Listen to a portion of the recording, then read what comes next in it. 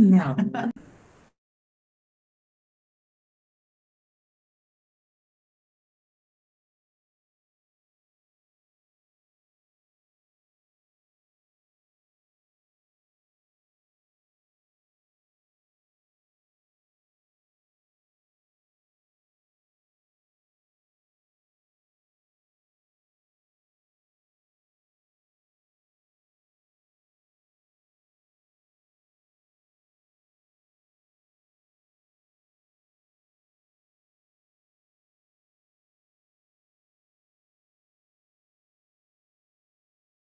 Hey, that was very much. Hey, you're on. Thank you very much. Okay. Everybody's settled and ready to roll. Matt, sorry you can't join us, but thanks for keeping your distance. Hope you feel better. Yeah. If I'm feeling all right, I just don't want it. It's just not the time. And also, I'm trying to figure out my video, but I can't right now. So I can hear you, but my video's not working. We know you're here. All right, the Thursday, December 12, 2024 meeting of the San Miguel County Planning Commission hereby called to order. First item on the, I guess I should note who all is here. We have full complement except for Robin. Matt's online. Yes. Okay. Staff comments. Oh, let's see. So next week on the county commissioners, we will have the code amendments for the corrections and for camping. Things are a little bit quiet right now. We are going to, although, fairly soon here, we'll have the draft mining regulations. We'll get those posted online and I'll let everybody know when they're ready and do an email blast to stakeholders and such as well. So we're going to have our January meeting is going to be a work session. It'll be in Norwood. We're not gonna start until 9:30. Give everybody a little bit of time to get there. It's at this point, it's the only thing on the agenda. We don't have any applications, or anything. I didn't feel inclined to find anything else for you guys to consider that day. So that'll be the only thing. We're not gonna call it a joint work session with the BOCC. We will note on there that BOCC members may be present. Galena won't be sworn in yet, so you'll be there as a planning commissioner. Yeah. But that's okay, because it's a work session. It's all information. Commissioner Brown is not available and not able to Zoom that day. And then, but Lance Waring does plan to be there. Commissioner Holstrom has declined attending. She's going to make the meeting the day before as her kind of last hurrah. So we'll say that we'll call it a planning commission work session with attendance by the BOCC. Since we won't have an official quorum.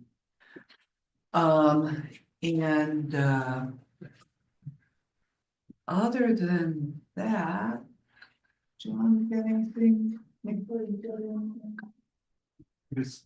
be bringing the camping land use code amendment to the Board of County Commissioners on the 18th of this month. Next month, yeah, or next week, yeah. And Did you want someone present for that? I remember you had made a comment like, hey, since there's been a lot of discussion, we should have someone there to Just speak to the it. invitation that if someone wants to, continue to articulate, I think Robin had the most concerns to step up and attend. And Galena's been attending all meetings and not speaking for your calendar right now, but I'll be there. you'll be there, Yeah. yes. So Galena, you're being sworn in on the 14th. And this most likely today's item, January 14th, yeah. The grading excavation and grading code amendment most likely will be going to the BOCC after you're sworn in. Okay. So my recommendation to you today is fully participate here, but recuse yourself from the voting. That's great, thanks. Since January is not gonna be a formal meeting, should we at least put in place next year's calendar today? Just get that locked in, or shall we just carry forward absent any change on the second Thursday? Yeah, the only thing we know of that might be changing is April, because our meeting is after the ski area closes. It's the week after, it's the 10th, I think.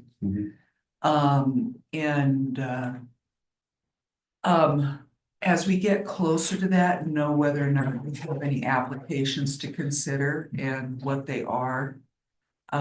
We might want to discuss moving that one sooner, or later.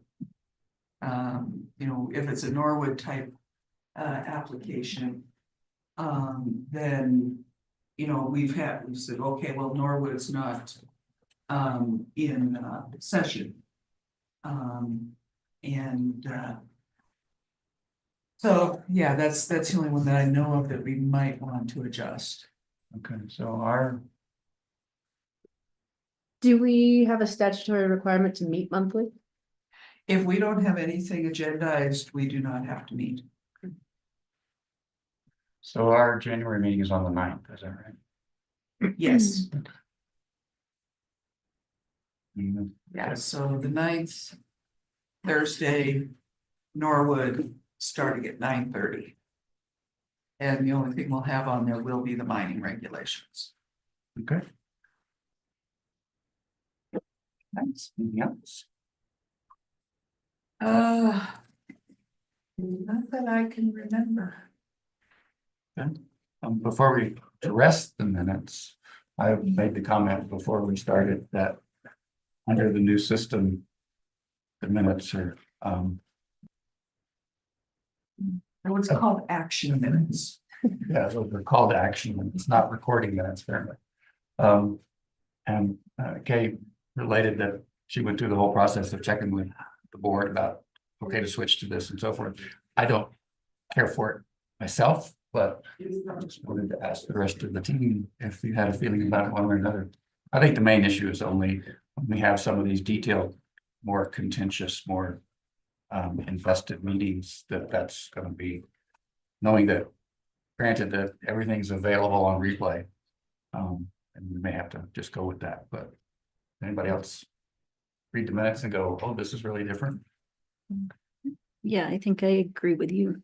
I am surprised that the BOCC says that it's not a useful resource for them. Given Actually, sometimes the level of discussion that we have here. it wasn't that they said it wasn't a useful resource, they simply did not reply. Okay. Multiple times. Okay. I asked the question several times and got no answer. So after discussing it, you know, amongst staff, it's like, okay, well, we're gonna make the switch. Is that something that could retroactively be reinstated or? Yeah, I mean, we can, Yeah, you know, our concern with doing, the, detailed minutes is that we misrepresent, what was said. And, you know, that's why we say, you know, you can always go to the recording. And with the AI tools that are out there, you can do an auto generate of a transcript. So So what native files are made available through the system now to the public afterwards? Is it just a download of the video or just a viewing of the video? we download the video, you know, the video is now on our YouTube channel. Mhm.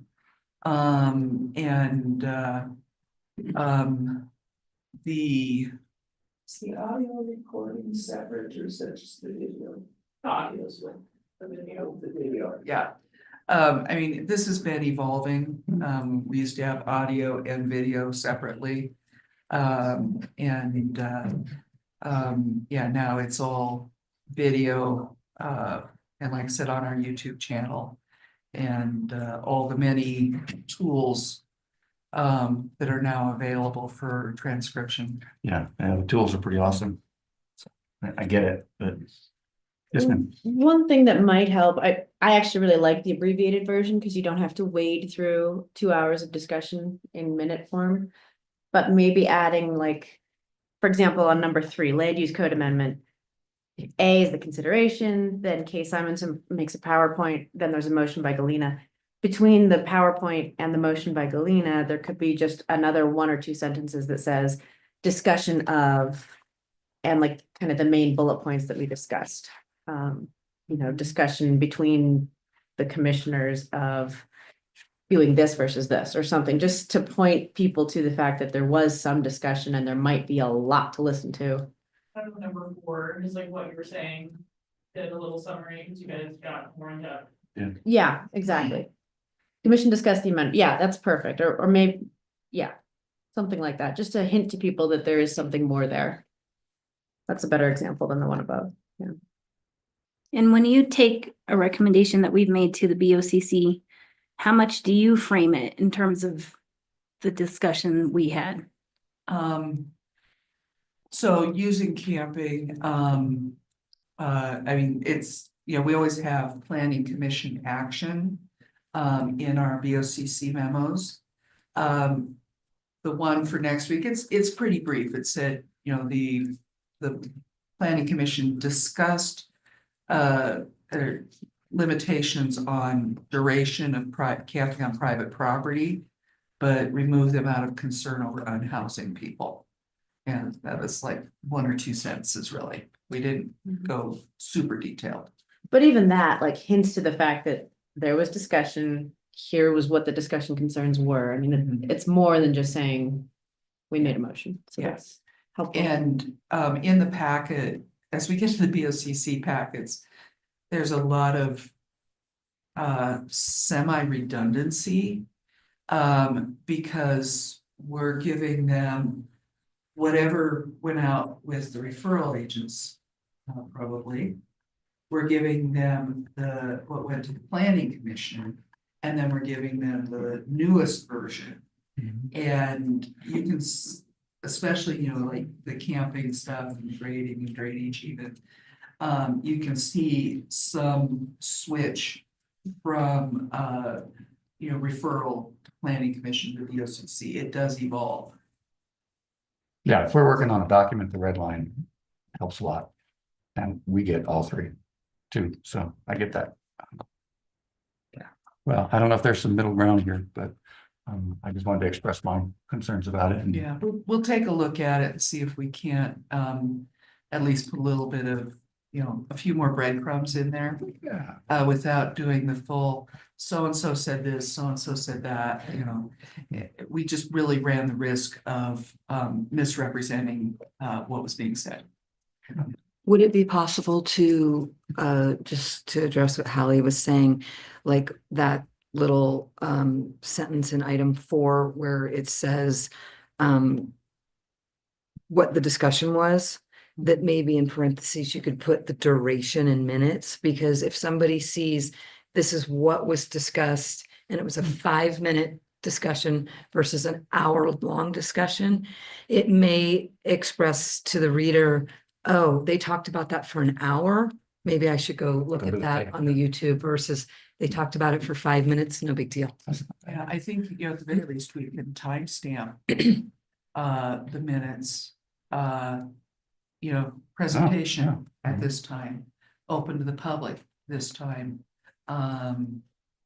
public hearing closed, discussion, I think that's a great suggestion, and as someone who's gonna be going back and referencing these Zoom meetings quite often, especially, I'm gonna lean on the decisions being made here quite heavily, as commissioner, and I think that'd be really helpful to be Yeah, able to okay. hone in on the minutes and when that transpired.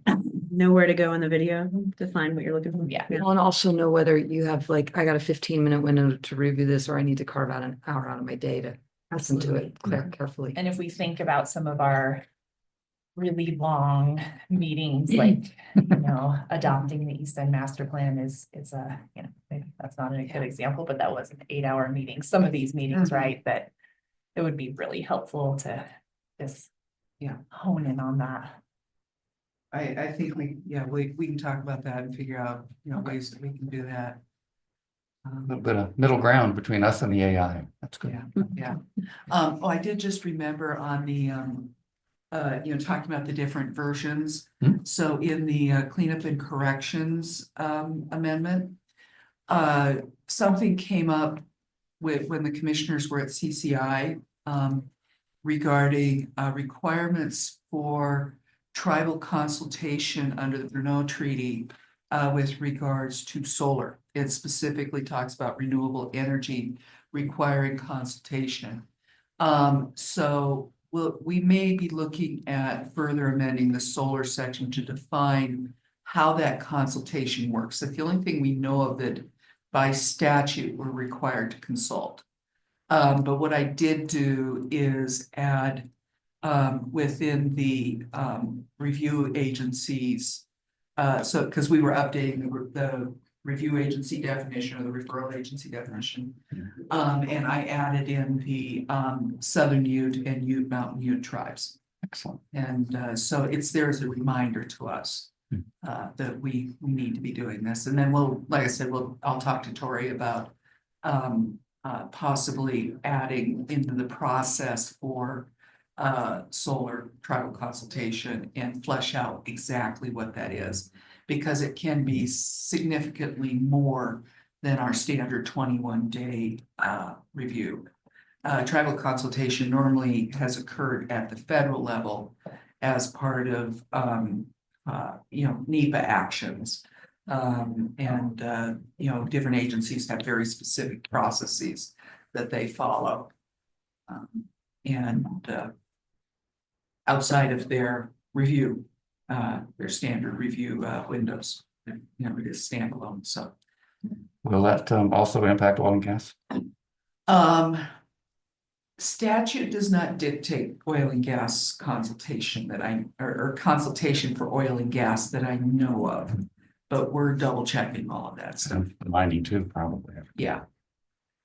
It's just, there was a new law passed. That specifically says for renewable energy projects, there shall be consultation. And it could be that, there's, more coming in the future. And consultation is not a bad thing. Okay, just for my own information, how is it determined which tribes to consult? Oh, so the Brno Treaty is quite specific as to what's covered. And I double checked that the Uinta Ute tribe is not, their interests do not extend to our area. So there's a map or something that shows? Yes. Okay. Yeah, there are maps. And the Brno Treaty specifically applies to the Ute, Mountain Ute, and Southern Ute tribes. And then there's a big map that's most of Southwest Colorado. Okay, thank you. Okay. Nice morning tidbit. Shall we move on to the minutes? Any corrections, comments other than what's been said? And if not, can I have a motion? I move to approve the minutes as presented. I second. Moved and seconded. Let's start. Should I vote yes? I mean, you have a. For the minutes, sure. Yes. Yes. I Aye. Aye. I am yes. I mean, yes, okay. And Thanks very that, Yep. All right, next item. Land use code amendment recommendations, consideration of amendment to the land use code regarding cleanup. No, that's, I'm sorry, I think that's minutes. Land use code amendment recommendation, consideration of a land use code amendment to add section 5-713, excavation and grading permits.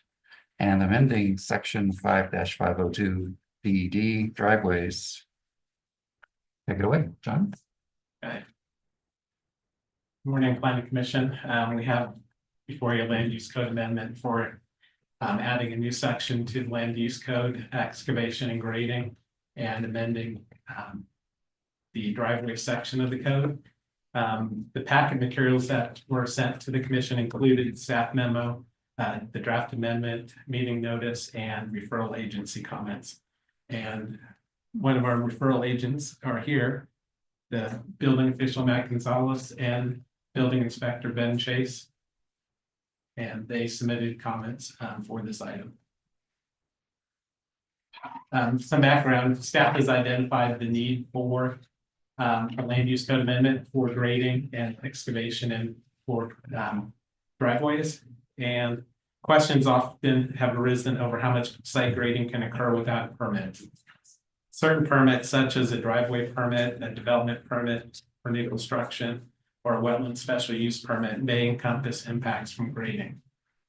But there have been cases of significant alteration, site alterations without permits, which have led to code enforcement actions through our building official and to concerns regarding erosion and sedimentation on site.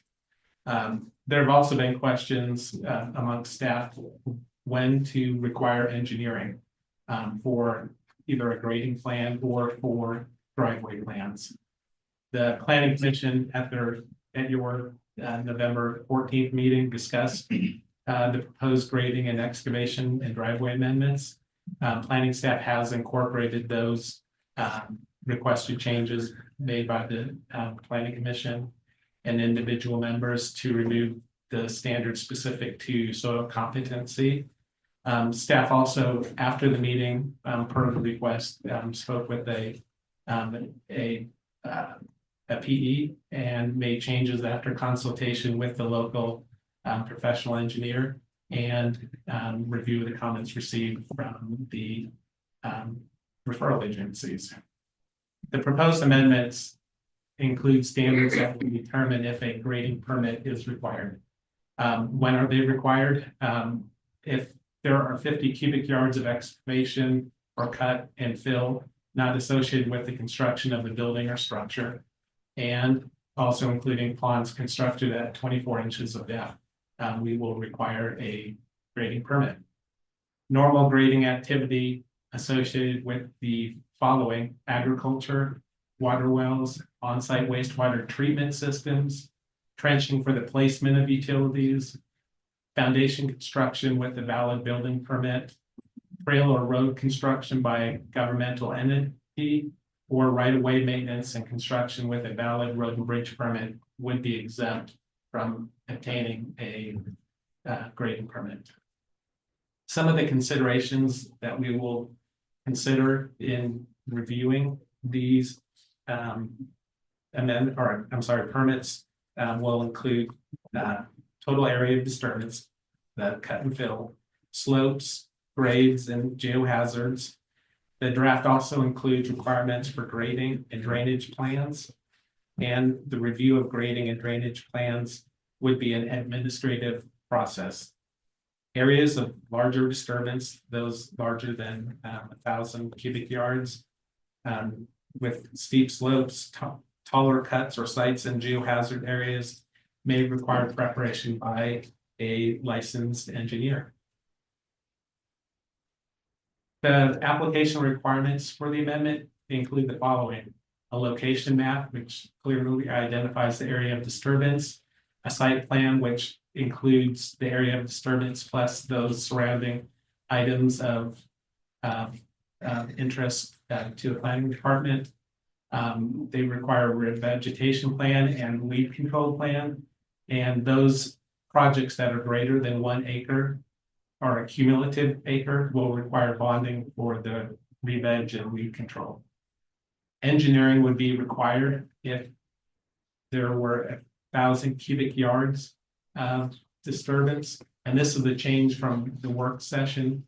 We had it listed at 2,000 and determined that after discussion that we should lower the threshold for requiring engineering. And that's something we can certainly discuss even further if further changes are warranted. Cuts in excess of 3 feet or a slope greater than 3 to 1. If retaining walls are required for those walls greater than 4 feet. Geohazards are present, and at completion, this is a change. We will require a record letter sealed by the engineer. We had just left that out of the previous draft and added it in for today's meeting. And finally, grading calculations will be required in the application. It needs to identify the total movement on site, which will be cut plus fill. So somebody could, on a job site, require you cut in one spot and taking fill to another. We will, although they might cancel each other out on the job site, we will count those. So we actually are able to look at the total disturbance on the site, not just the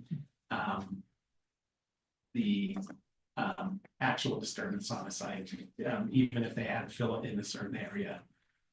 This is called a double counting method, and if necessary, the planning director can request that earthwork volumes are determined, or the calculations are shown by a qualified engineer. Additional provisions include there should be consistency with the surrounding areas. Means they should feather into the existing landscape, protect vegetation at all costs. Slopes greater than 2.5 to 1 shall require a retaining structure. Erosion controls should use best management practices and should focus also on revegetation. We changed the next item. We are minimizing or requesting that there be a minimization change in the historic flow patterns and surface runoff. We had previously required that there would be no changes, and that was pointed out to us to be a very high bar to clear and would most likely require all of our residential projects to undergo a grading permit or require a grading permit. That wasn't the intent of this land use code amendment. An engineered draining study will be required for all mixed use and commercial projects. The setback for grading features will be at least 5 feet from property line, and we recently had an application which had incurred closer to the property line, and so now we would have regulations to point to an applicant to you need to be further off the property line. Any projects that are adjacent to county road right-of-ways, which often would be the case for driveways, would require review by our road and bridge department if it is a county roadway. And finally, we have a condition that depending on the scale of a project and the amount of disturbance, the planning director may waive any of the submittal requirements if appropriate. As far as relating to changes to our driving standards, these driveway standards are now countywide. They used to focus mainly on the Telluride Fire Protection District area. And they, at this point, since they are countywide, we put in that they would not apply in the West End Zone District or in the High Country Area Zone District for reasons we basically have a hands-off, not attitude, but a hands-off regulation enforcement for the West End, and the High Country area has its own set of driveway standards. We also are requiring that driveways will now need to meet the minimum requirements of the grading section, new grading section. And we will require that slopes they must be less than 2.5 to 1. They must contain an emergency access provision and must meet minimum width requirements.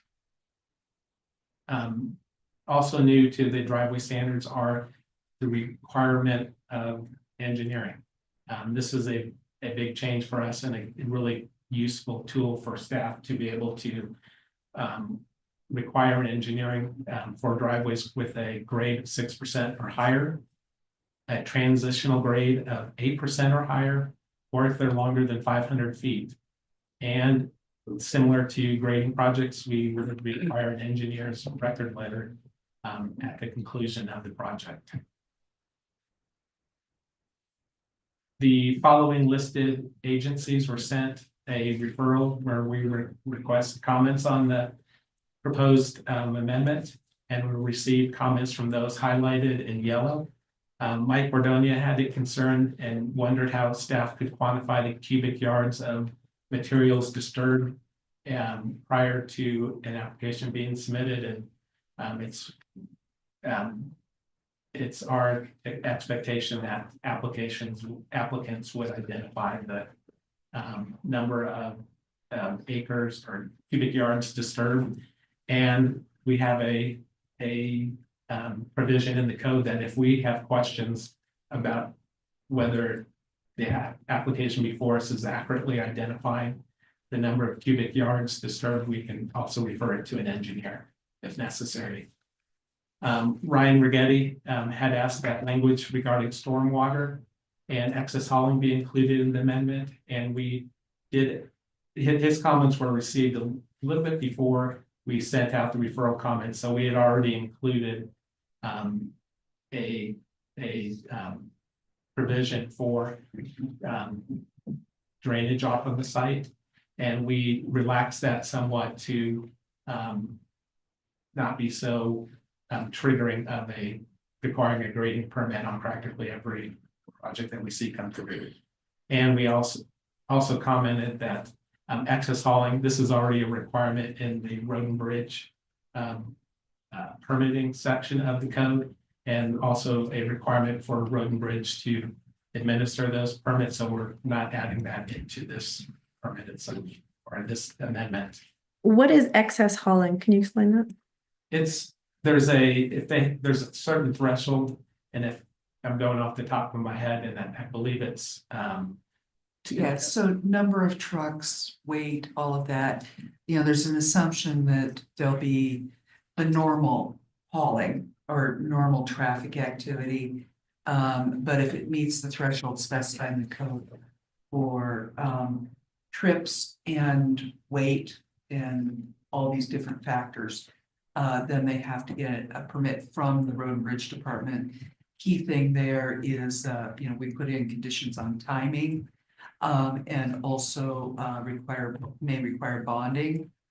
So if they damage our roads through, heavy traffic, over or heavyweight vehicles, shouldn't be overweight, then we have a mechanism to get the road repaired. Okay. Do you have any idea what that quantity is? 3 million. That's 3 what million. I was- Pounds. And a typical truck is it 2,000 pounds in a typical haul? Depends on which truck they're using. It's a lot. It's a lot. I'm just wondering how it adds up with our 1,000 cubic yards of moving for an engineer, because it'd be nice if the numbers weren't just all over the board, but if that's, as long as that's in excess of what we would typically be hauling at, say, the 50-yard cutoff, which it definitely is. Yeah, that's fine. Cool, thank you. Thank you.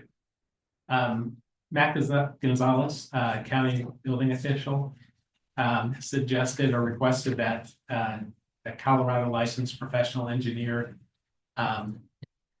design plans be required at lower thresholds than what we have proposed in our amendment. He additionally states that when engineering is required, that the county retained engineer be required to review those designs and also do final inspections rather than county staff. And has a concern regarding liability on county staff making those types of determinations. Greg Anderson, Alpine Consulting, who is one of our county engineers, submitted substantive technical comments regarding the amendment, including that all driveways should be designed by a Colorado licensed engineer. Once again,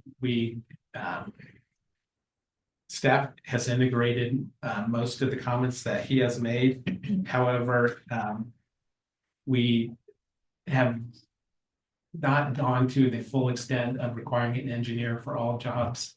And some of that is to, as a reflections, different sites within San Miguel County tend to lend themselves to a flatter disposition, has a really small slope in regards to driveways. This is kind of a nod to that now the driveway standards are countywide and encompass the Norwood area. And there has been an expectation, of what or when a engineered driveway would be required in that area. And we didn't want to maybe go the whole length of requiring an engineered driveway at this time.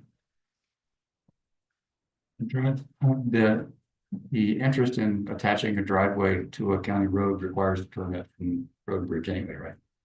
Yes, Yeah, Okay. so And when, it has standards. yes, they have standards on the connection, the type of grade that you have to meet, line of sight, the orientation of the driveway, whether it's on an angle or straight into the road. And so if it is a county road right away, that is what we call an access permit or a driveway permit, and that would be required regardless of our driveway standards. My point being that it's not willy-nilly. There are standards for connecting to county roads. Absolutely. yeah, and I would add that within the code, there's already the ability to for me to find that outside review is required when it exceeds our skills. So we don't necessarily need to put all that in the code. If somebody's doing a driveway that, even though it's under the threshold for engineering, but there's something that makes us not comfortable about it, Mhm. we can still require engineering. Yeah, exactly. And finally, John Bachrath, the Norwood Fire Protection District, simply requested that fire suppression ponds be included in the amendment. I don't believe we actually have a fire suppression pond in the entire county, and it requires a process of being named by the county commissioners, for that purpose. But if we do get one, we're happy to keep that from our standards as requested. Okay, is that where the 24 inches deep thing came from? No, that is, we have there's a lot of other reasons for people having a pond on their property, other than for fire suppression. And they could be used for fire suppression, but they're not specifically called out for that. And we just feel that, after 24 inches and below is a significant impact on the landscape. And that is, it's the cutoff we decided for requiring a grading permit for certain ponds. As we discussed before, agricultural type ponds, for those properties that are agriculturally classified and the uses for agricultural, and not just for aesthetic reasons, would still be exempt from the grading permit. Anytime you're getting into ponds, aside from, there could be retention ponds where the water's just retained and then it releases. That does not require a water permit. But if it's a detention pond where the water is detained, it's held there. And it's expected to be held there. Then there's a Division of Water Resources permit comes into it. And they have different levels. So agricultural, stock ponds have a fairly lenient standard. And we permitted ponds largely using our wetlands special use permit process throughout the county. And then I had a thought that left. Oh, if we're doing like a subdivision and there's a concern from the applicable fire district about the need for some augmentation for fire suppression. And so that's where the fire suppression ponds come in. Then we'll review it accordingly as part of that development.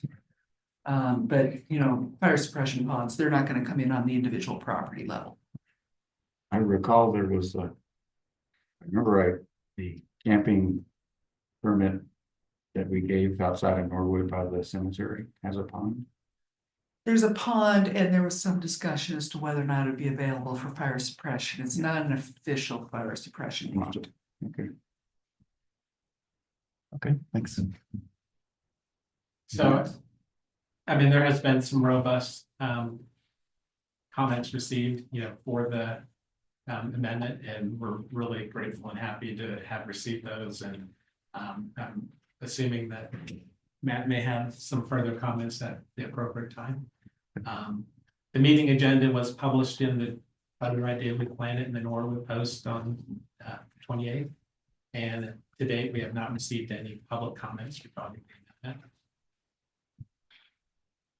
As you're aware, review standards may be in this review, or land use code amendments may be initiated by the county, and in this case was initiated by the planning director. And the main requirement is that they be drafted in a manner that is consistent with the organizational format and style of the code, and this amendment is drafted in that format. Land use code amendments can also be used to implement policies of San Miguel County regarding land use and development and related issues, and adopted from time to time. And I think this is a policy that we're looking to implement. And finally, we have provided a proposal or a sample motion for you to consider after your review, and can go through that if you want, but it's a fairly standard motion of approval with a recommendation to the Board of County Commissioners for approval. Okay. Thank you, guys. As interested parties, gentlemen, would you care to contribute at this point, or do you want to just answer questions, or come on up?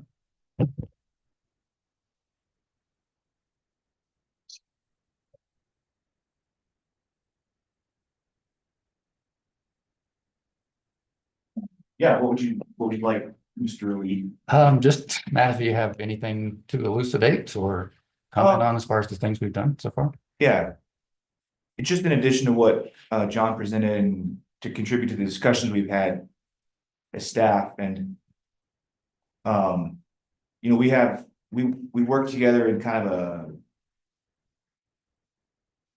but collaboratively when projects come in, we all look at them together, but then you know, projects are completed in a linear kind of temporal fashion, right? So it just by that nature, we then in the field as an inspector and us handling building permits, see things kind of like as they're being completed and when they're completed. And so I think just in general, we're at a time in our county's development history where you know, we're seeing a lot of you know, new development. You know, it's kind of exploded over the last few years, and we're seeing new levels of creativity with projects. And you know, I think we're at a point in our time in our history where we need to start really scrutinizing some of these proposed designs with engineering. I know many other counties have staff engineers that is, you know, their projects that are applied for just are reviewed by a staff engineer, you know, just as a part of their application process. And we haven't historically done that. And I know we're an interesting county in that we have some elements of like of a, you know, Eagle County or Pitkin County.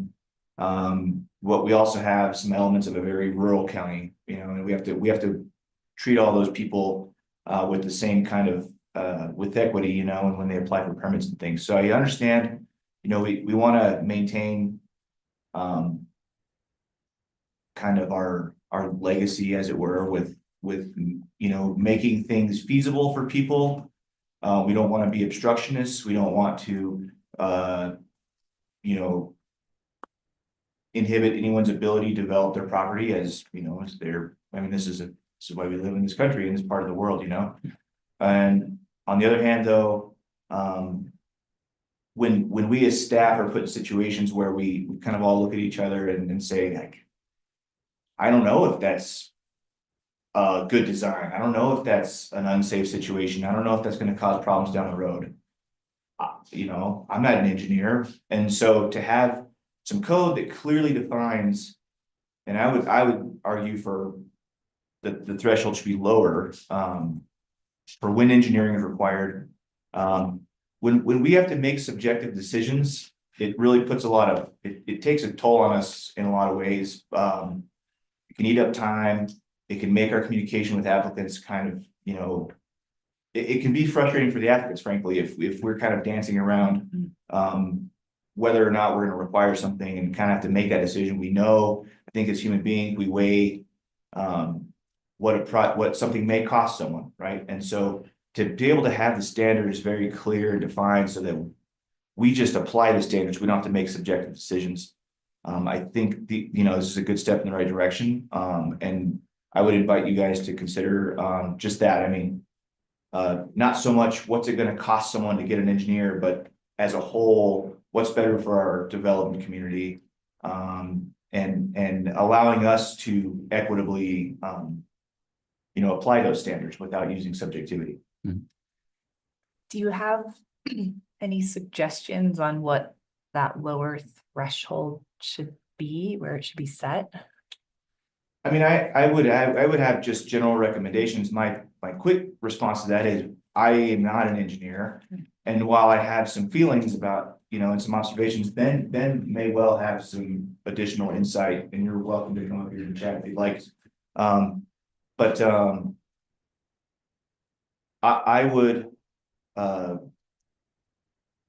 I would say yes. I think we do need to have, you know, we should consider lowering the threshold for engineering, but I would not be comfortable throwing any numbers out there or any scenarios.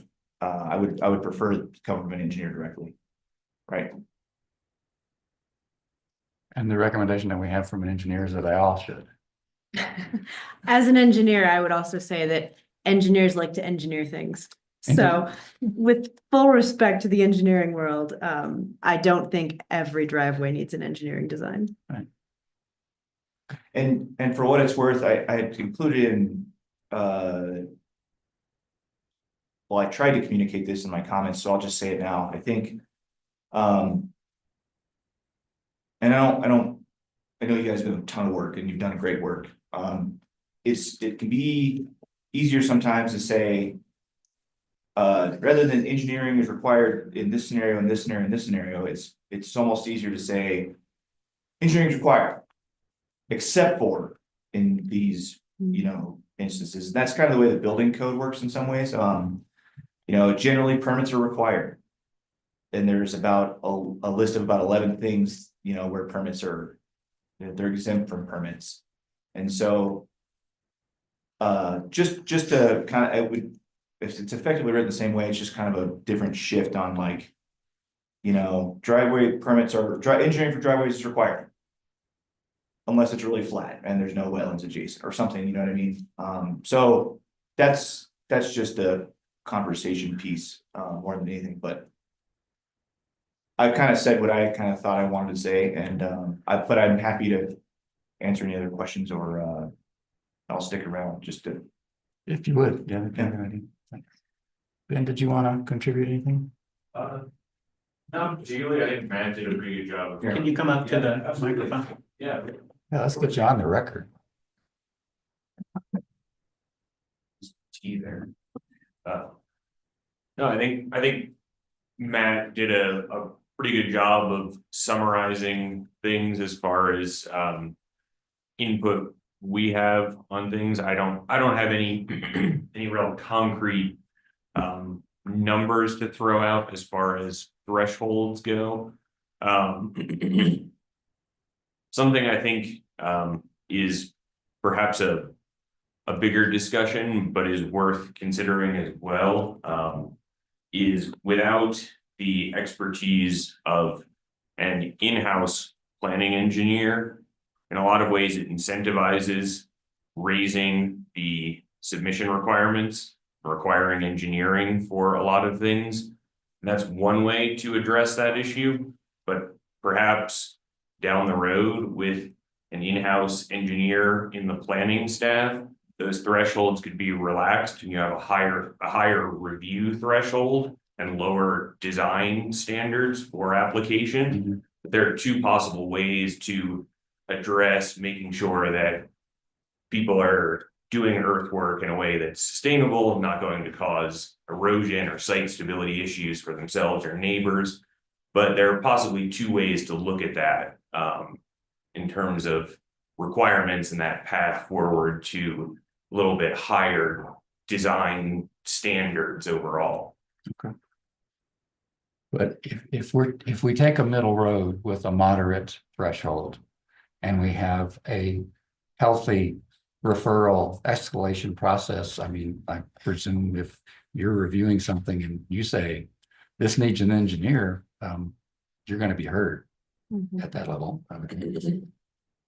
Yeah, definitely. And, you know, we've already had a few cases just within the last year or two where even though the code didn't specifically say this requires an engineer, I've said, I'm not comfortable with this. I want an engineer. I want an engineer to design it, and then I want our engineer to review it. So that's always been, you know, part of our abilities, part of our process, how we implement things. And we don't need to be so specific in our code as to identify exactly how we're going to implement the code. You know, that's, you know, the behind the scenes thing. You know, the key thing is giving us the good tools. You know, if we want to adjust the thresholds for, you know, when the engineering is required, the amount of cut and fill that does or does not require a permit, you know, certainly we could do that. And then also, you know, because this is a new thing in our code, I fully expect that we might find some things that we can adjust and make clearer. We may well be coming back to you in, you know, a year or two and saying, we've used this, here's some things we want to adjust. Have you considered, since we are already calling out the West End Zone District and the High Country, making a call out for the Wrights Mesa Zone District, so we could say that engineering is required in all the other zone districts, and that the considerations laid out here apply in the West End Zone District?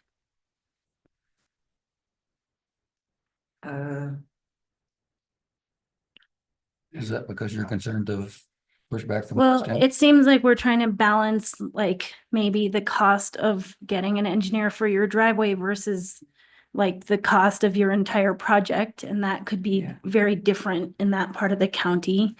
Plus, you know, the slopes and stuff here tend to be more extreme. So I think we could justify that if that's the flexibility you're trying to retain.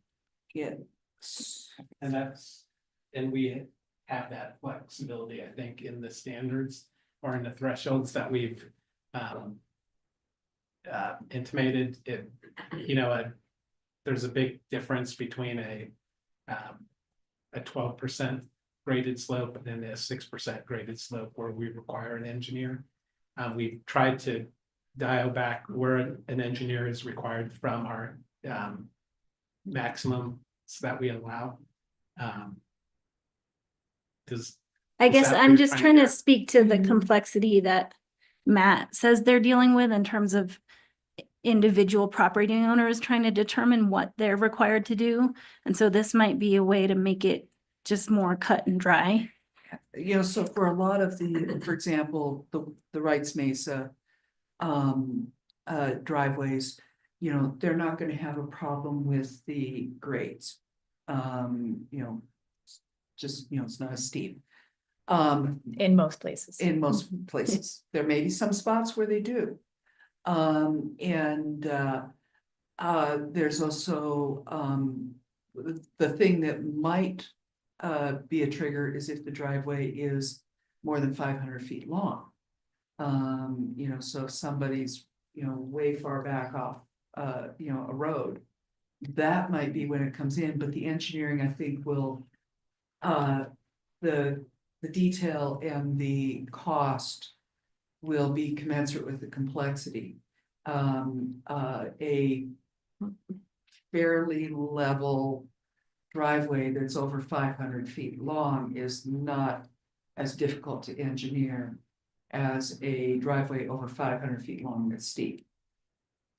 Ellie? Yeah, a few things are coming to my mind. First, to the fact of the 500-foot driveway, you also have language in here that allows you to waive that. So if it is a perfectly flat, perfectly straight, 500, you know, 2,000-foot driveway, you can waive that requirement as the planning director. Yes.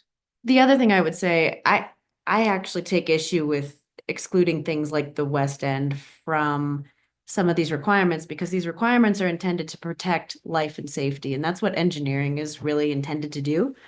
Engineers exist to protect life and safety, so we definitely don't want to be in a position where we're saying lives in Telluride are more important than lives in the West End. Like, that is not what we're doing here. We're trying to say, if you're designing something that's complex, you should involve someone who knows those complexities. Period, regardless of whether you're here or on the moon. And It's a political decision that's been made by Policy. or policy, sorry, yes, policy decision that has been made by San Miguel County Board of County Commissioners. No, I get that. And West End is its own world, but in terms of Wrights Mesa and excluding the Telluride Fire Protection District or not excluding it, that's really where I'm getting to. We should not be carving out exclusions And based we- on money. And we basically have taken that exception away. Mhm. In this go around, it's instead of having it, you know, mainly focused on the Telluride Fire Protection District, these standards now would apply in Norwood. And there are other things that could trigger the need for engineering for a driveway or for substantial grading and earth moving, even if you're dealing with a flat site, like expansive soils or seasonally high water tables. Things that do really have an impact on the long-term durability and viability of driveway cuts.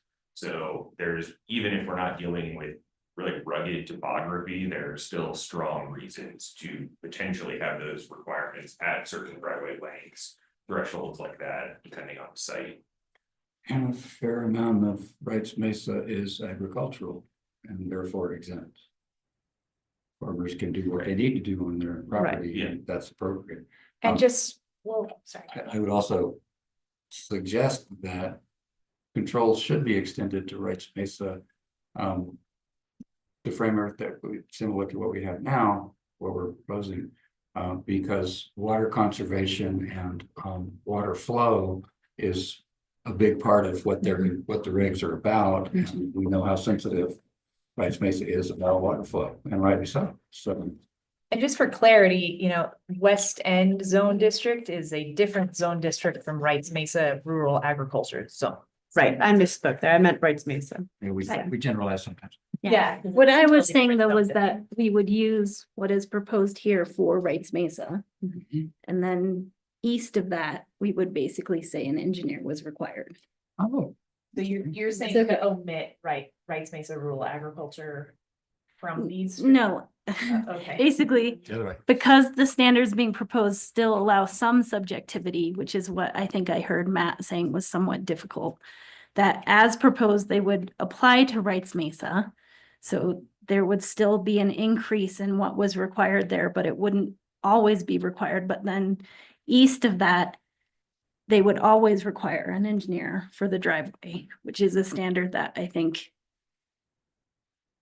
Oh, regardless. Yeah, of it may amount not even being- be a good idea. I was just trying to like, Oh, so you're creating kind of a middle ground there, like. I would just, So I you're- think it's important to keep engineering. If we're writing an engineering based standard, we should base it on engineering and not geography or financial district. And so I But think we the way have- it's written, a lot of things that are somewhat different in our land use code for the different parts of the county. It may, I'm not saying I know that it's the right solution. I just thought it was something worth thinking about. Yeah, I would say that, we know that a lot of properties that are on Wrights Mesa probably won't rise to the threshold of engineering, but some will.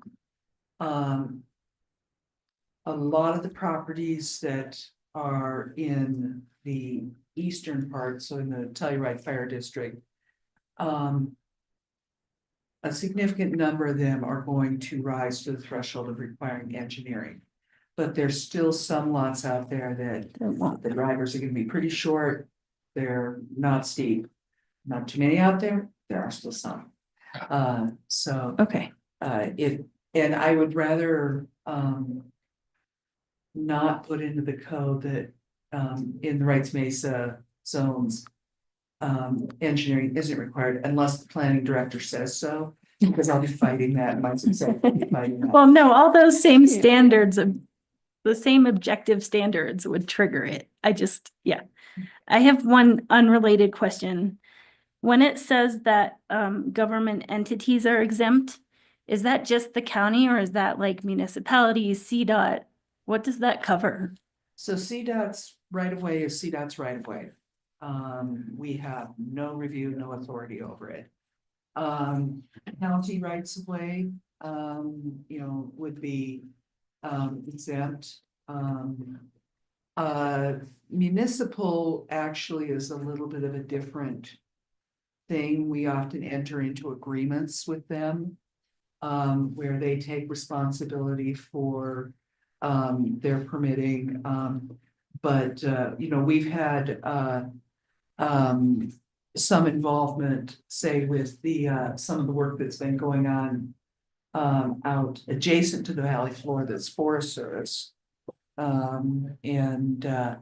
So it really depends on the project and the scope and who's involved, but zoning typically does not extend to rights of ways, that is the number one thing to remember. So if it's a CDOT right of way, if it's a county right of way, if it's municipal right of way. We as planners do not have authority over that. So the county does its road work based on its own engineering based standards that are probably, the state's probably involved in that, and if you're connecting to a state highway, I'm sure. So there's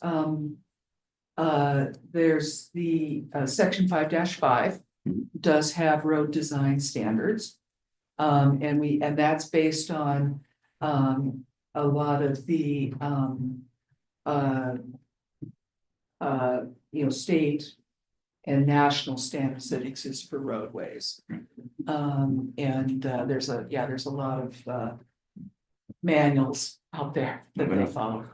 In fact, I saw the manual for those cutouts for the deer to get over the fence next to. But I think what you were asking was about others, perhaps smaller governmental type entities like, say, for example, a hospital district or a park district or something like that. Would they be considered governmental in terms of the waiver? So say if the county parks and open space were doing a major project that had a lot of grading, they'd get a permit from us. I think. Are you thinking of the hospital district? That was just Yeah. random choice. Park district, hospital district, town of Norwood. Yeah, so Title 32 districts have a certain amount of exemption from our review under statute. There's actually what's called location and extent. And this is not something that we've written into our code. If we ever get location to extend, we'll just be using statute. One of these days we might put it in the code. But basically location extend is that entity coming to you and saying, here's our plans. They come to the planning commission. And then you as the planning commission decide whether or not it meets the master plan. And then after that, if you say, no, it doesn't, then the appeal body is whoever holds the purse strings. The last. Like we did with the location- airport. The air. I have to double check exactly where that is. I mean, the airport has their master plan. They actually came to you for a master plan amendment. And then after that, we do development permits, because it's covered under that. The last time I had a location extent was in Mesa County. The CSU extension, farm out on Merchant Mesa was doing a very significant expansion. So they presented it to us. Our planning commission did find that it was consistent with the master plan. Had they found that it was not, the appeal body would be the CSU regents. Because they hold the purse strings on it. Okay. So, it's a much more complicated thing and, just not super common here. But I guess going back to this specific example then, Mesa County found that it was inconsistent with the master plan, and therefore would the driveway standards still have been applicable?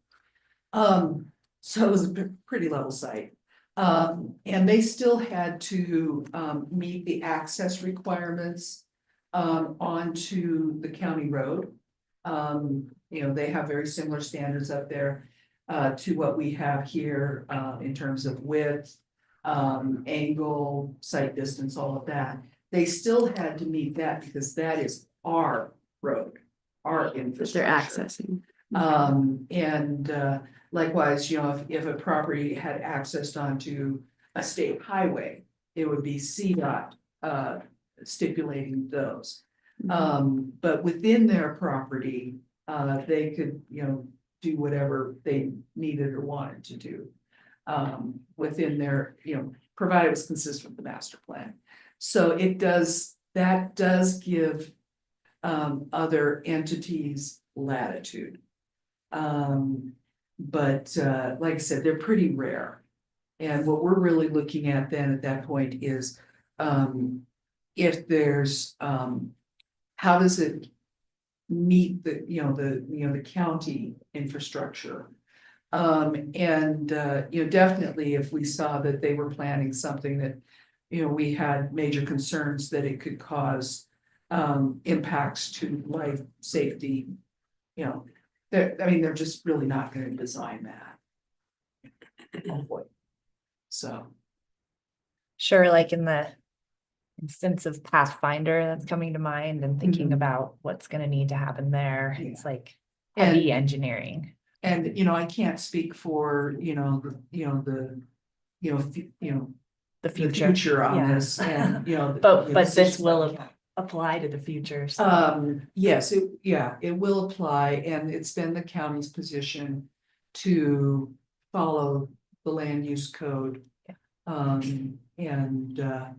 Go through all the processes instead of, going through the location extent, which doesn't always rub the right way. Bigfoot. Other questions? Oh, yeah. I guess I had one more question for Matt and Ben in regard to that language with West End Zone District essentially being kind of omitted from these standards. With zone districts being. The West End, Got it. right? Do you take issue with that, with what you've experienced working within your realm? Do you forecast that being problematic?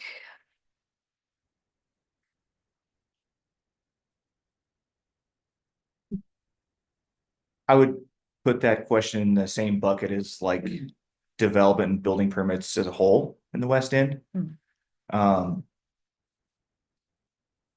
it's an interesting situation. Obviously by resolution, they are exempt from development and building permits that would, force them to demonstrate compliance with the codes. So I guess I don't know if we'll ever come on upon the day when the West End residents, the West End zone, the people that live in the West End zone district will want our services extended out there. And so I guess I don't really have much of an opinion on it, just because as it is right now, the law effectively by resolution is that they are exempt from those types of permits. And so it is what it is. Yeah,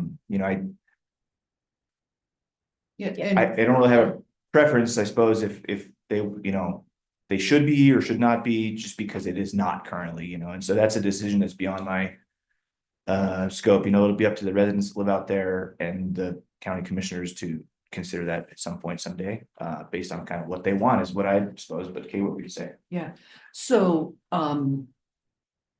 in general, most a significant number of activities are exempt from getting a development permit and a building permit, and therefore, driveway permits. They still have to get their OWTS permits, they still have to get their well permits. They are still required to address, and we're working with them, trying to work on that, because it's been a little DIY in that regard. But we also have some activities that require SUPs. And so within that SUP review, we can refer to these and say, look, you want to do a campground, because we're talking about campgrounds lately. You want to build a campground, but you've got a kind of steep, long, winding driveway to get back to wherever you're at. Based on our standards, we have some issues, and you can tie it in through the SUP process. And then we have other things where we say, so for data centers, solar facilities, and some oil and gas, and we're working on mining, a requirement for not only SUPs, but development permits. And so we can tie it in there. In terms of looking at those impacts at that time. It's just on the more general aspect. The things that aren't required to get a development permit or an SUP are the ones that are not going to be subject to these requirements. And we did do a very brief discussion with the AGNAR, the few AGNAR people that were at the meeting. And they said, keep it as is, but solve just a couple of little things. So, they're aware that things might start happening out there where they want review.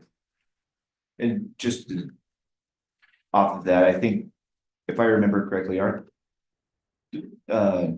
folks that live in the West End Zone District are feeling like there is an uptick in development. Is that correct? And so they are talking about it, I think, to some degree, but for what that's worth. And there's no small proportion of that is federal land anyway.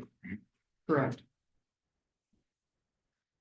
Other questions or concerns? I just have a few comments kind of working through the text. I don't know if we're at that point now where we want to start. I have a moving broader through it. one. Why don't, can I Yeah, go first? go for it. What about historic? What's the term we use? Existing non-compliance. In terms of, I'm thinking of like private roads and that sort of thing that's already out there. Are they, obviously, we're not going to go looking for trouble here, but if repairs need to be made, or if we have some kind of climate event and the private road washes out, does that mean that the owner's there is gonna need to come through the permit process? In theory or in practice, what should happen if they are changing their use? If they already have an existing house on the project. I'm just assuming it's a residential Sure. Go with that. property. If they already have an existing roadway, that's not something that we would necessarily take a look at. However, if they were to. I'm just trying to think, if they have an addition that's not necessarily gonna kick that up to our review standard.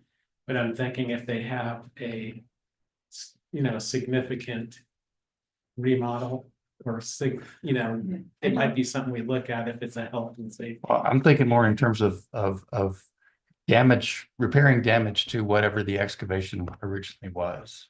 Like, Yeah, that's really gonna, when you have an existing non-conformity. Okay. We're going to take that into consideration. So say there, is a weather event that washes out a significant part and they're having to rebuild it. We're going to work with them to try and bring it up to standard. There may be some that's just not really feasible.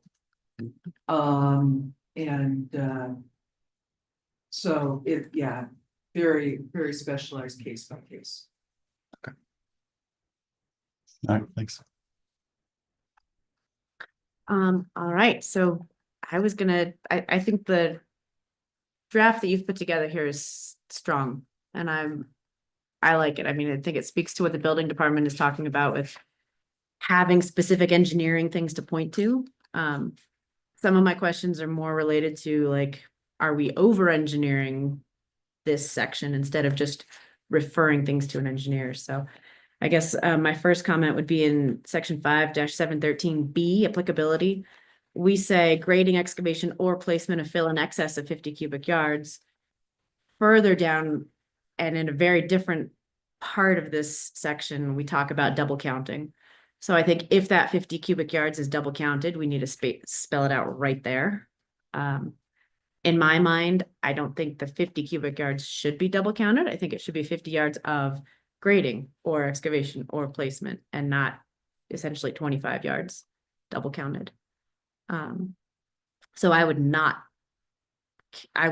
move to double count to get to that 50-yard threshold, if that makes sense. But either way, it should be spelled out. Further down, we go into section 713D has the applicable requirements, but then section 13E talks about grading calculations. And I'm wondering if those grading calculations should actually be a sub bullet of section D, because I think you want them as a submittal. And I think it should be, I think E should actually be 713D Roman numeral 3. So in terms of requirements, we require a location map, a site plan or related drawings, and grading calculations. Like those are the 3 boom, boom, boom things that we actually want to see.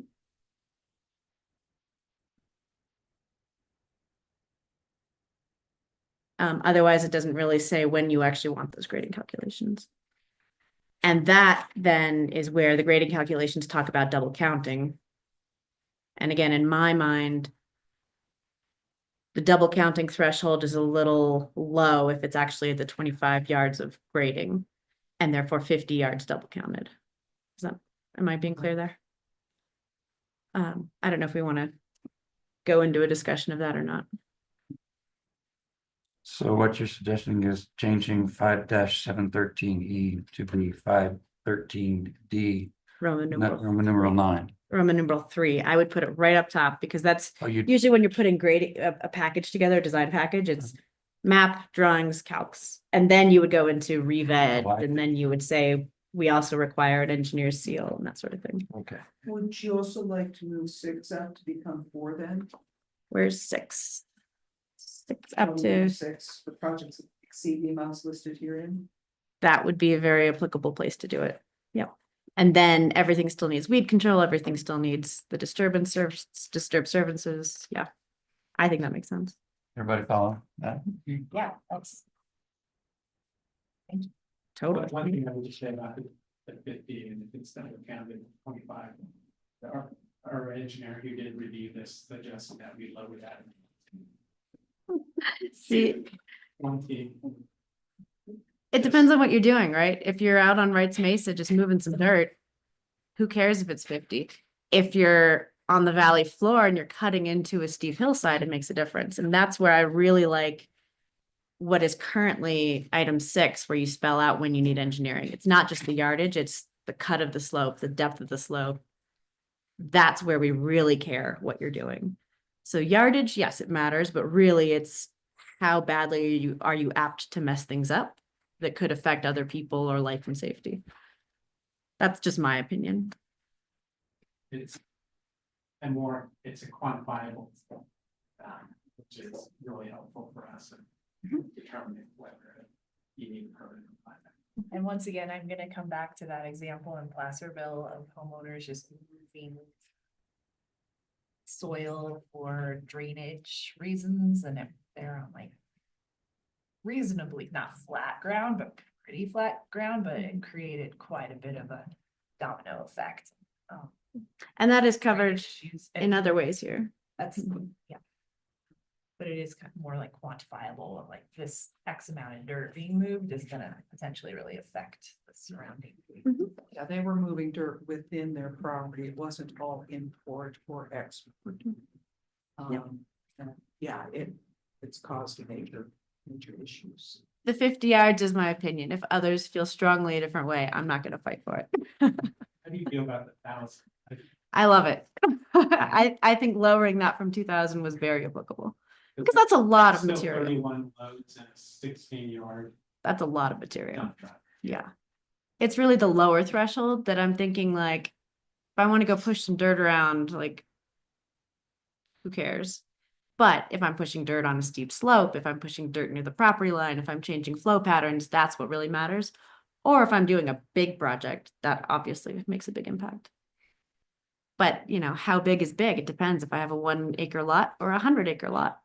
So you can leave it. It's up to you guys. Well, as you were saying before, there is accountability when it comes to you two making decisions like this or your successors. So it's not completely left to chance. There is some backup there, besides the hard numbers, the X number of cubic yards. Either way, spell it out. I think, is it 50 cubic yards double counted, or is it 50 cubic yards of excavation or placement or fill? It's unclear to me. And if it's unclear to me, it can be unclear to others. So. And then moving on down, we had talked about stormwater flow patterns, and I know you brought that up again. Where do we actually spell out that stormwater redirection should be minimized? 5713F8, it's on page 7. Grading cannot result in the change. Is that what you mean? Yes.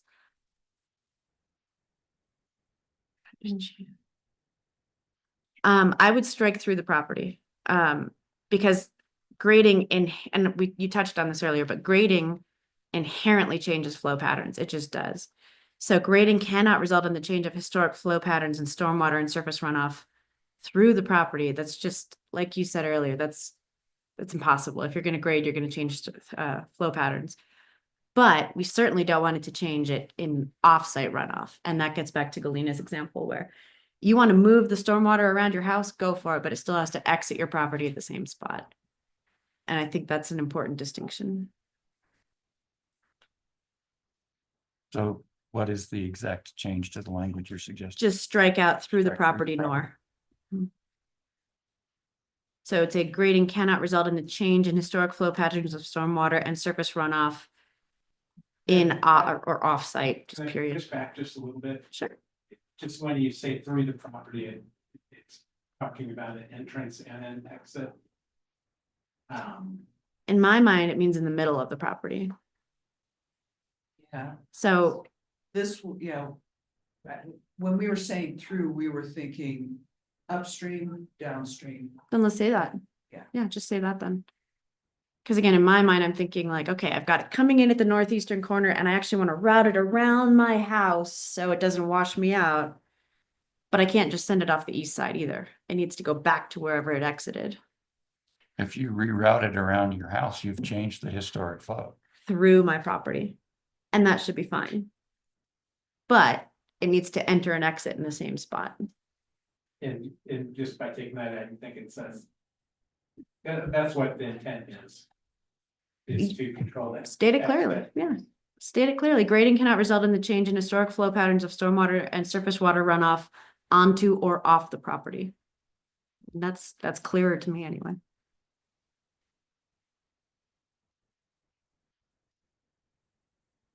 Thank you.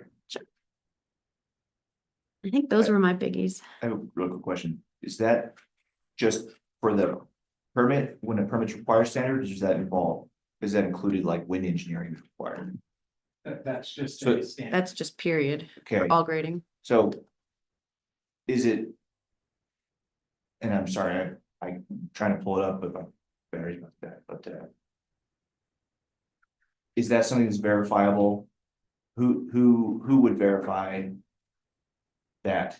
If there's like a permit, issued or required. It's all well and good to say it, but remind me if it's captured in there, like. Who will identify the historic drainage and who will verify that it's not changed?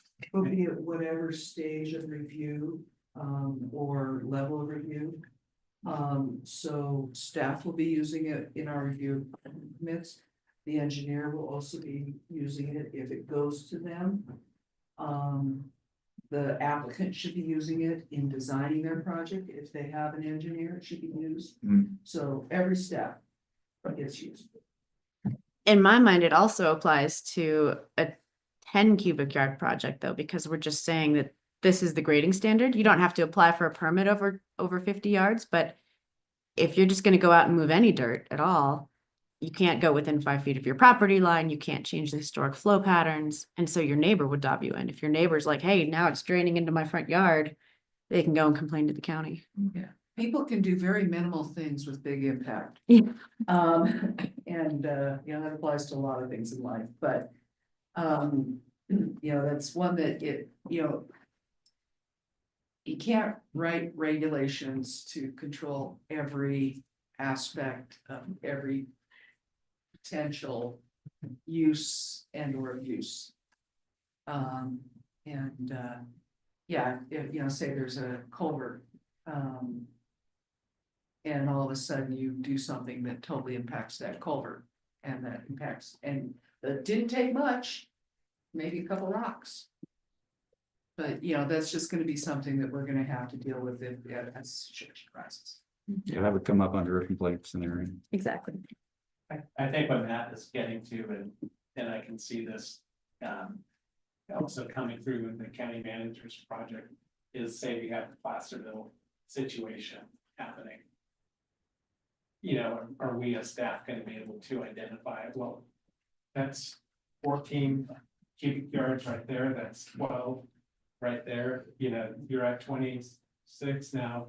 Okay, that adds another 24, so you're at 50 and you need to get your permit, because I look at it as this only covers permits, doesn't, permitted project, it doesn't necessarily cover non-permitted. I mean, that's not what your standard says. The purpose of this section is to minimize erosion control. Applicability, a grading permit is required, but that's section B. And then if you go down to section F, it just says additional provisions. It doesn't say if those are provisions of your permit. If we get into an enforcement situation where somebody has done something that is impacting infrastructure, or the neighbors are saying, hey, they just did something that really messed it up. This is a tool. Yeah. We can refer to it. So, we can admit and say, yeah, what you didn't require a development permit, but that still doesn't give you the right to have an adverse impact on rights of way or adjacent property or infrastructure. Exactly. And that's where F is really critical. There's some really important language in there. I have a sort of just like a understanding question on page 26 on the red line. This is in section 5-505 driveways, Roman numeral number 8. It's crossed out on the red line version on page 26 of 37. When you go back to the proposed draft, that is still in there. And my question is really more related to, I think there's maybe some information in between Roman numeral number 4 and 8 that I'm not familiar with, because Roman numeral number 4 says a normal grade not to exceed 8% and a transitional grade not to exceed 10%. And then it goes on, but then for driveways that exceed the amounts listed herein, does that mean the ones above? But then it starts to say the limits are a grade in excess of 6%. We're up above, it says 8% and a transitional grade not to exceed 8%, but up above it says 10%. So, I'm a little, I just need to understand that better. I'm not saying it's wrong. I just don't mean, understand that's it. been a point of confusion, and like I mentioned earlier, as we, you might end up with multiple versions. And we might need to start, doing headers or something, say superseded by. And so in the section that, and because I'm not looking at the page numbers, but I think what you're referring to is the referral agency draft dated November 2024. Yeah. And then after we had the planning commission workshop last month, we made some changes. And so as it's now being proposed is the what's described in the memo itself. Which is the one on page 27 or the one on page No, up at the top. 9? Yeah, what you're looking at on page 26 is someone's review comments, and I'm guessing it is, They were suggesting Correct. we strike that. yeah, But that was we're their leaving red it line. in, is how I'm interpreting that, is that we're leaving it in. Mhm. Okay, so if we're leaving it in, then I'm confused as to if a normal grade not to exceed 8% and a transitional grade not to exceed 10%, those standards or limits or normal percents, So go back up to. why page- is it down in 8A, grade down to 6%? That's when we require engineering. They can actually have a grade higher than that. But once you're starting to get towards that threshold, at 6%, you can have up to 8%, but if your driveway is about 6%, then you're gonna have to get engineering. So is it an and scenario, or any one of these is a trigger? So, Is it an or scenario? It's an or. So any one of these could trigger the need for a permit, not a cumulative effect that it's in excess of 6 and it's greater than 500 feet. It's any one of these is a trigger. Okay. But a normal grade not to exceed 8%. so that's a ceiling, even if it's engineered, you Ceiling. don't want them going over. Got it. Okay. Now I understand the interface. I just didn't know if there was like a section 5, 6, and 7 between 4 and 8 that I'm just missing some Yeah, we got a number. linking of the how we get from. Yeah, go back up to 8%. page 9 of the PDF, 9 of 37. That's the actual proposed language. Yeah, I But see. you're right, the numbering looks off. The reason we weren't making any changes in sections 5 through 7, Mhm. and so they weren't included. I suspected that. And then I just. between 8 and Mhm. 14, since we weren't making any sections, we did. Right, so all that's included is the excerpts Right. of what got redlined, not the Right. whole thing. And We could do a better job, we could be like parenthetically say no changes to. that's okay. Yeah. I just wanted to Just make wanted to sure get that it. I was understanding how this, that sort of what was triggering the 8% versus the 6%. And I understand that now. And I also see that section 8 is all underlined, so that's all being added. Correct. Okay, all right. I'm clear. Thank you.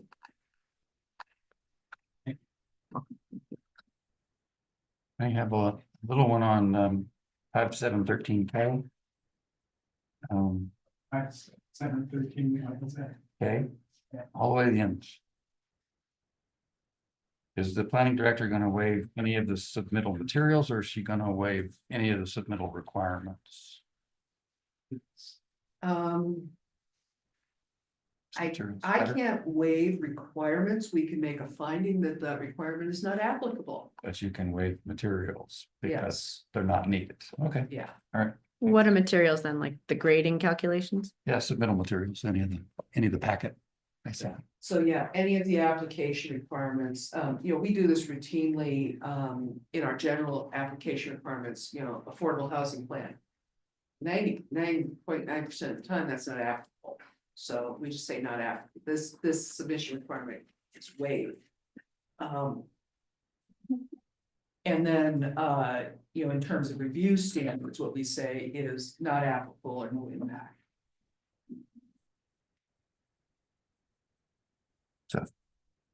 just to thread the needle, what you're waiving is not the requirement, but you're waiving the response. Waiving the requirement to actually give us a document or something. Okay. Language is tricky stuff. Other questions, comments, concerns? The big one with me is, what do we do about that cubic yard number? Mhm. Because there's the Placerville example that struck me as funny because as we were saying, a lot of damage happened with a few cubic yards Mhm. that were moved by a little mini X or something. So, but then when you between that and 1,000 cubic yards, that's a lot of dirt. So yeah, we require a grading permit if they're moving more than 50 cubic yards, Double counted? double counted. And the 1,000 is engineering. Okay. And if they're doing something where, they've actually applied for their permit, they're not moving that much, but it has a big impact. I still have the authority to say, I want this engineered. Hmm. So, that's still there. So you as professionals are happy with the 50 cubic yards number, Yeah. just as a starting point? Yeah, and if we start, like I said, if we start to, see that, we're getting impacted at a much lower threshold, or, wow, this just really isn't a thing, we can come back for adjustments. Okay. But right now, this is our best estimate. 50 yards comes directly. The one that spotted on was Logan County. Oh, based on someone else's. Oh, yeah, Yeah. we looked at a lot of different jurisdictions. Some had it as a surface area dimension, maybe we'll say 10 by 10, or others had it in a cubic yards dimension. And some had it much higher, some had, we don't need a permit until it's over an acre. So then for 713B1, where it mentions in excess of 50 cubic yards, that's where you should put the language about double counting. Yeah, I think that would be important. And then to the point earlier, John seemed to disagree that all these requirements apply if you don't need a permit. So maybe there should be a new 713B1 that says all of this applies, period. You need a permit if you're in excess of 50 yards. That way it's very clear that if you're moving 5 yards, it still applies. Like Right, section F applies, section Well- K applies. Sorry. Yeah. I was just gonna say, I think. Like in the building code too, even when things are exempted from a building permit, there's a statement in there that says. Just because you're exempt from a building permit does not mean that you do not have to meet building code standards. Exactly. And, to that effect, I mean, what I was gonna say off of that is. A lot of the complaints we get are from, somebody is on their property, moving dirt around, making a dirt bike track, whatever else. And, well, dirt bike tracks are big, but, Mhm. you know, some impact that the neighbor, the adjacent property owner is alleging that it's having a negative impact. So, you know, if they've created a situation where it may not meet the 50 cubic yard threshold, but it is causing a drainage issue or a noxious weed issue, you know, it allows us to say like, you didn't quite hit the threshold, but you created another problem that's in these standards. You know, you have to control noxious weeds. You have to control drainage and things like that, and you didn't do that, so fix it. And now you need a permit to do that, or maybe an engineer, even depending on scope. Totally. Okay, are you clear that- on that change? Make you Yeah. feel better? Yes. And So, just to kind of note for the record, we have no public online, therefore no need to open up the public. Yeah, so we've been making notes here. And what I've got here is in 5.7.15B. Add to Roman numeral 1. The standards in this section 5-713 shall apply to all grading activity on a site. And then say a grading permit is required for grading, excavation, placement of fill in excess of 50 cubic yards. We'll add in double counting. Et cetera, and then move. 5.713E grading calculations. To be Roman numeral. 3 under 5.713D. And renumbered accordingly down below. Move Roman numeral 5.713D, Roman numeral 6, make that 4. And then renumber all the rest throughout that section. And then on 5.713, currently F will become E. Roman numeral 8. Say. Grading cannot result in the change of historic flow patterns of stormwater surface runoff onto or off of the property. And that was all the notes I had.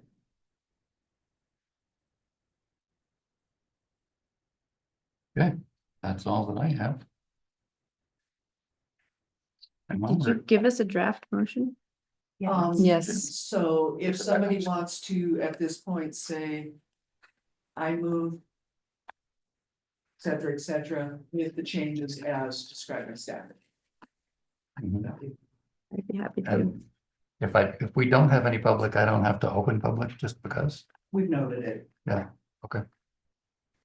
I don't see a draft proposal or a draft amendment. 16, maybe, bottom of page 16. I move to recommend to the Board of County Commissioners to adopt amendments to San Miguel County Land Use Code to add section 5-713 excavation and grading, and in order to provide standards that will help determine if a grading permit is needed, and with an associated amendment to sections 5-502 DD driveways as presented, with the amendments made today, based on the finding that the proposed amendments complies with the standards of Land Use Code Section 5-802, Land Use Code amendments, and is consistent with Land Use Code Section 1-4, purposes of the Land Use Code.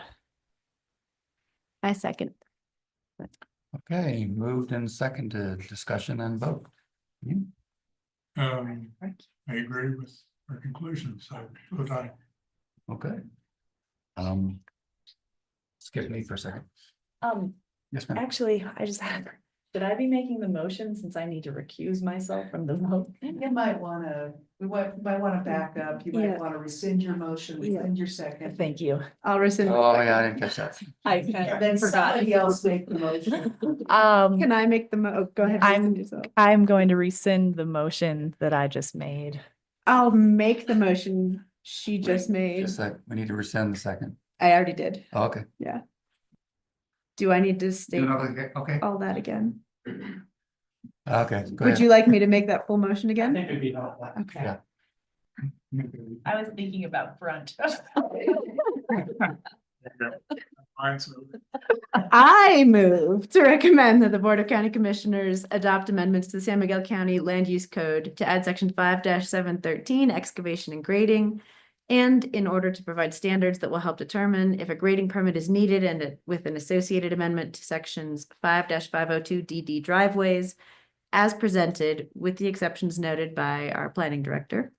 Based on the finding that the proposed amendments comply with the standards of Land Use Code sections 5-1802, Land Use Code amendments, and are consistent with Land Use Code section 1-4, purposes of the Land Use Code. Okay, I'll second. so seconded. Vote and discussion or comments? That's all I have to say. Aye. Okay, good enough. Aye. Yeah, okay. Matt excuse me. and Colleen, are you recusing from the vote? I'm recusing myself from this vote. Aye.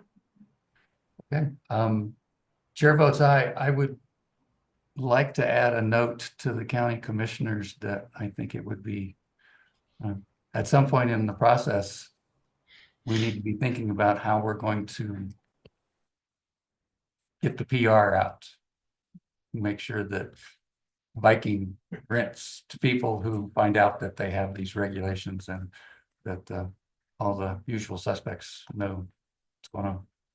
Yeah, as we've been adopting code amendments, we've been working with Suzanne on getting information out on social media. Since we kind of have a few code amendments, we might do an actual press release. I know we're gonna be doing some, we're very close to having our online code through Civic Plus, so there's gonna be some PR on that too. Yeah, but okay. Does PR include sort of, I mean, just because it's December, a quick recap of kind of what we did this year? What the planning commission and the, just a quick, these were the main topics that we hit and things that we, parts of the code we amended. We could probably put that to maybe the January meeting. Yeah, that could be a letter to the editor or a guest column kind of thing. Just a quick. Yeah. This is what we did in 2024. I like that idea. Because we lose track. Although Kay usually does a summary for us beginning of the year, if I recall correctly. I think I missed it last year, but okay. Thank you. Well, so anyway, if I did forget to do that, chair votes aye. So motion passes. And the recommendation to the county commissioners is on its way. Thanks, guys. Thank you. If I make comment, well done. We're seeing the evidence of some really close reading to the stuff. Drags things out a little bit, but that's okay. Thanks, guys, for your input. Thank you. Okay, next on the agenda is I see work session. We don't have a work session. Oh, am I back in the minutes? Yeah, no, number 4 says work session. We're gonna work on going to brunch. I think that's just a standard that we're in the new. Just in case, System, and that might have been kind of the default thing that we forgot to uncheck. We don't have any work session items for today. Okay, well, our plan was to enjoy each other's company a little bit for the holiday.